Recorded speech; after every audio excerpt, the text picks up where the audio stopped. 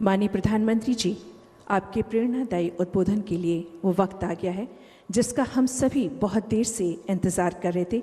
वो व्यक्ति जिसने 125 करोड़ भारतीयों का दिल जीता, वो व्यक्तित्व जिसने हर भारतीयों के मन में एक उम्मीद जताई, और वो व्यक्तित्व जिसने हर भारतीय को आसमान दिया, हमारे स्वाभिमान को जगाया और हम अपने भारतवासी होने का गर्व कर सके। पूरी दुनिया में भारत का परचम फहराने वाले हमारे माननीय प्रधानमंत्री जी, जो परंपरा और आधुनिकता का संगम है, जिनका नाम है माननीय नरेंद्र मोदी जी। माननीय प्रधानमंत्री जी, हम आपको जोरदार तालियों के बीच संबोधन के लिए सादर आमंत्रित करते हैं।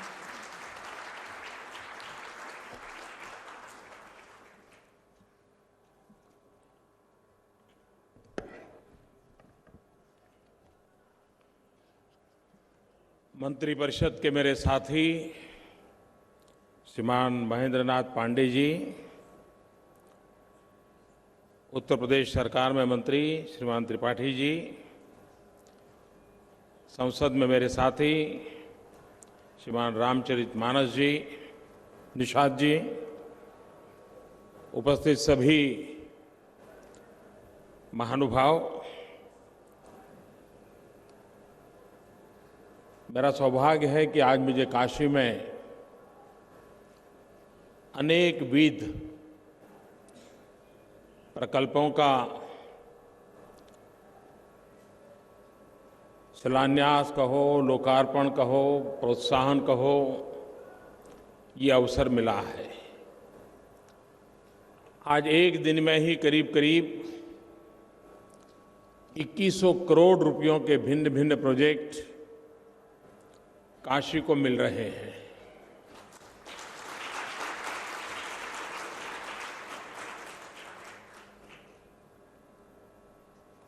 आज विशेष रूप से आरोग्य की दृष्टि से गरीब से गरीब परिवार को अस्पताल में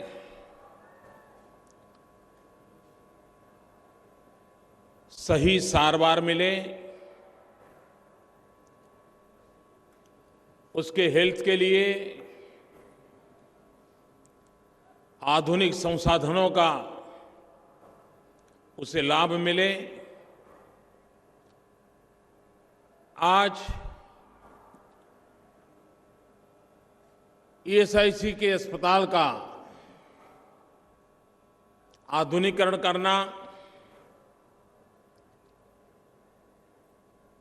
पहले जितनी क्षमता थी उसके करीब 2 गुना से भी ज्यादा बढ़ाना, आधुनिकता के साथ गरीब से गरीब सामान्य मजदूरी करने वाला व्यक्ति, कल कारखाने में जिंदगी गुजारने वाला व्यक्ति, ऐसे लोगों को आरोग्य सेवाएं प्राप्त हो, इसलिए भारत सरकार ने इस पूरे प्रोजेक्ट को अपने हाथ में लेकर के यहां के गरीब मजदूर की सुविधा बढ़ाने की दिशा में एक महत्वपूर्ण कदम उठाया है। और मुझे विश्वास है कि जो व्यवस्था में बदलाव हो रहा है, विस्तार हो रहा है, आधुनिक विज्ञान और टेक्नोलॉजी को उसके साथ जोड़ने का प्रयास हो रहा है, वो इस क्षेत्र के आरोग्य की दृष्टि से एक नया नजराना बनेगा। अभी मैं काशी विश्वविद्यालय में गया था, वहां एक कैंसर रिसर्च इंस्टीट्यूट का शिलान्यास किया। इस पूरे क्षेत्र में कैंसर की बीमारी है तो मुंबई जाना पड़ता है, और हम जानते हैं कि मुंबई की अंदर अस्पताल में कितनी देर के बाद नंबर लगता है। क्यों न मुंबई में जो कैंसर अस्पताल है वैसी ही सुविधाओं वाला उत्तम से उत्तम सारवार करने वाला अस्पताल उत्तर प्रदेश में हो, खास करके पूर्वी उत्तर प्रदेश में हो, जिसका लाभ पड़ोस में झारखंड और बिहार के लोगों को भी मिले। तो एक बहुत बड़ा प्रकल्प जिसका शिलान्यास आज मैंने काशी विश्वविद्यालय के कार्यक्रम में किया है, उस पूरे क्षेत्र को इससे बहुत बड़ा लाभ होने वाला है। हम ये जानते हैं कि आरोग्य के क्षेत्र में पब्लिक प्राइवेट पार्टनरशिप का मॉडल भी उतना ही महात्म्य रखता है। प्राइवेट अस्पताल भी इस क्षेत्र में बहुत बड़ी मात्रा में काम करते हैं। भारत के ही एक संतान श्रीमान शेट्टी जी है तो कर्नाटक के, बस गए हैं गल्फ कंट्रीज में, लेकिन उन्होंने हेल्थ के सेक्टर में, आरोग्य के क्षेत्र में बहुत विस्तार पूर्वक अपना काम किया हुआ है। अनेक स्थानों पर उनके अस्पताल चलते हैं। वे भी काशी से आकर्षित होकर के अपना एक प्राइवेट अस्पताल काशी में आरंभ करने जा रहे हैं। आज मुझे उसका भी शिलान्यास करने का अवसर मिला है।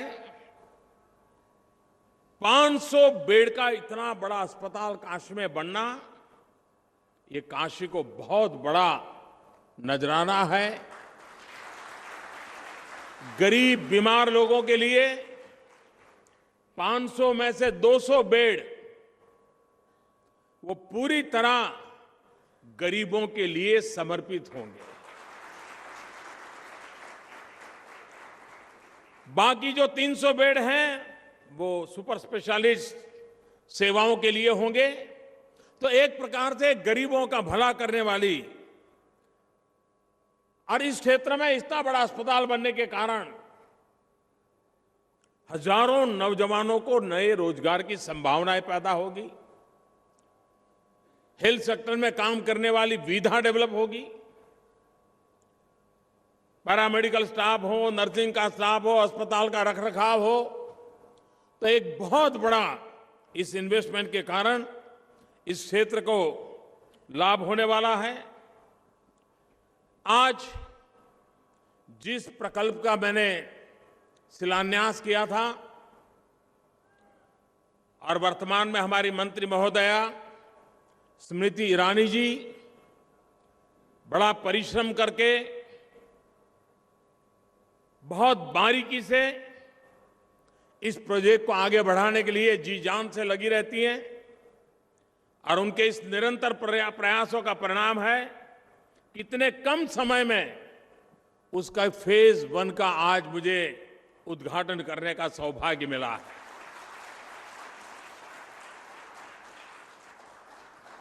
मैं स्मृति जी को और उनकी पूरी टीम को, और इसके पहले इस विभाग के मंत्री थे गंगवार जी, उन सबको हृदय से बहुत बहुत अभिनंदन करता हूं कि जिस उत्तम प्रकार का काम हुआ है, जिस तेजी से काम हुआ है, और निर्धारित समय में फर्स्ट फेज आज ये सिर्फ काशी के लोगों के लिए नहीं है, ये पूरे क्षेत्र के इस प्रकार से काम करने वाले लोग, इनको इसका लाभ मिलने वाला है। काशी एक यात्रा धाम है, टूरिस्ट डेस्टिनेशन भी है। वहां इस प्रकार की व्यवस्था काशी की एक वैश्विक पहचान बनाने का एक बहुत बड़ा आधार बन सकती है। अब काशी में जो भी लोग आए उनको वहां ले जाना चाहिए। यहां के रिक्शा वाले होंगे, यहां के टैक्सी वाले होंगे, उनको भी पता होना चाहिए।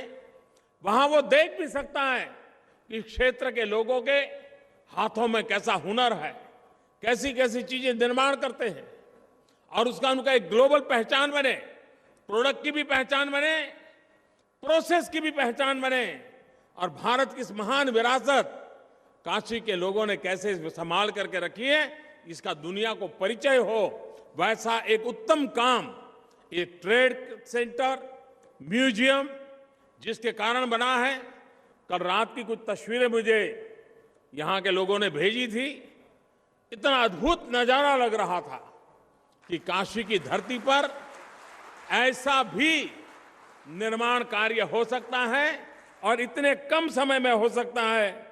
इस प्राचीन शहर के साथ इस आधुनिक इमारत, प्राचीन कलाकारी के साथ आधुनिक पहचान, ऐसा एक शुभ योग के साथ आज टेक्सटाइल की दुनिया जो काशी की विशेष पहचान है, हस्तकला जो काशी की विशेष पहचान है, उंगलियों के बल पर नजाकत के साथ एक पूरी नई चीज निर्माण करने का जो सामर्थ्य इस धरती में है, इसे दुनिया भली भांति देखेगी, पहचानेगी। हमारे पास पुराने परंपरा के साधन रहे हैं, उसमें बदलाव जरूरी होता है, टेक्नोलॉजिकल इंटरवेंशन आवश्यक होता है, इनोवेशन आवश्यक होता है। आज कुछ साथियों को मुझे हथकरघा उसकी सहायता देने का अवसर मिला। अलग अलग निर्माण कार्य में हथकरघे का जो उपयोग होता है उसमें इस आधुनिक टेक्नोलॉजी के कारण, आधुनिक व्यवस्था के कारण उनकी सरलता भी बढ़ेगी, आमदनी भी बढ़ेगी। उन चीजों को उसमें बल देने का प्रयास किया है। पूरे देश में इस क्षेत्र में काम करने वालों को एक पहचान कार्ड देने का अभियान चला है। हमारे देश के पास इतना बड़ा सामर्थ्य है, लेकिन बिखरा पड़ा हुआ है। न कभी उसके रिकॉर्ड उपलब्ध होते हैं, न इस काम को करने वाले लोगों की पहचान होती है। एक गुमशुदा हमारा सामर्थ्य, ये भी हमारे लिए कभी कभी बहुत बड़ा नुकसान का कारण होता है। और जिसकी पहचान बन जाती है, उसकी एक ब्रांड बन जाती है, तो उसकी वैल्यू अपने आप बढ़ जाती है। क्यों न भारत का गरीब से गरीब व्यक्ति जिसके पास कौशल्य है, हुनर है, काम करने का जज्बा है, उसकी अपनी एक पहचान हो, उसकी एक आइडेंटिटी हो, वो स्वयं में एक ब्रांड है। हमारे देश में ऐसा काम करने वाले कोटि कोटि जन, वो स्वयं में अपने आप में एक ब्रांड है। ये ब्रांड दुनिया को अभी तक हम परिचित नहीं करवा पाए हैं। इस पहचान के माध्यम से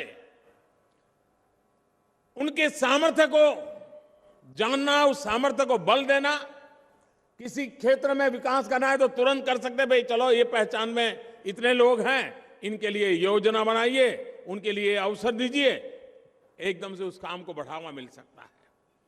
तो आधुनिक टेक्नोलॉजी के द्वारा व्यक्तियों की पहचान करते हुए, उनके सामर्थ्य को टटोलते हुए, उसका ब्रांडिंग करते हुए, ये जो पहचान कार्ड देने की योजना है, उसका भी मुझे आज अवसर मिला है। जो लोग कारपेट बनाने वाले हैं, उनको आधुनिक नई लूम, जिसके साथ कारण क्वालिटी प्रोडक्शन, एक इंटरनेशनल लेवल का प्रोडक्शन, जिसके कारण हमारी कालीन को एक्सपोर्ट करने के लिए सुविधा बढ़ेगी और उपयोग में हम वेस्ट में से भी बेस्ट बना सकते हैं इस प्रकार की लूम का उपयोग करते हुए, और उत्तम से उत्तम चीजें बना करके हम दुनिया को दे सकते हैं। उसको भी आज मुझे वितरित करने का अवसर मिला है। यहां कुछ नौजवान जिनको मुझे खेल के किट देने का अवसर मिला है।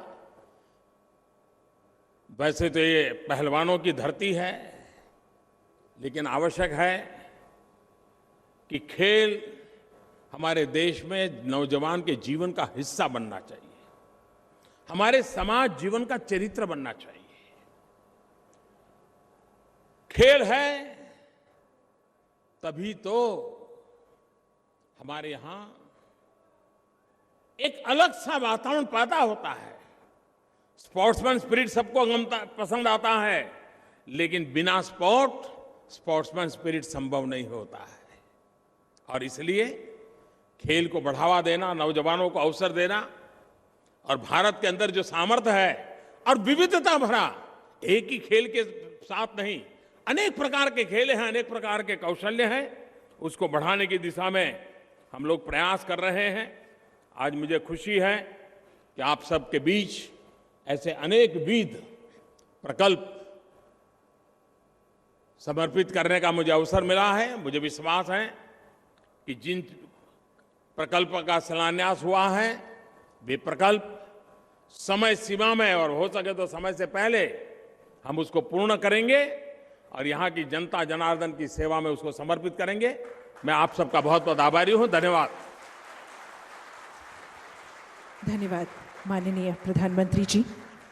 और हम इस बात के लिए आशा नहीं विश्वास दिलाते हैं कि जिस तरह से आप भारत को, देश को पूरी दुनिया में सबसे ऊपर रखने के लिए कृत संकल्प हैं।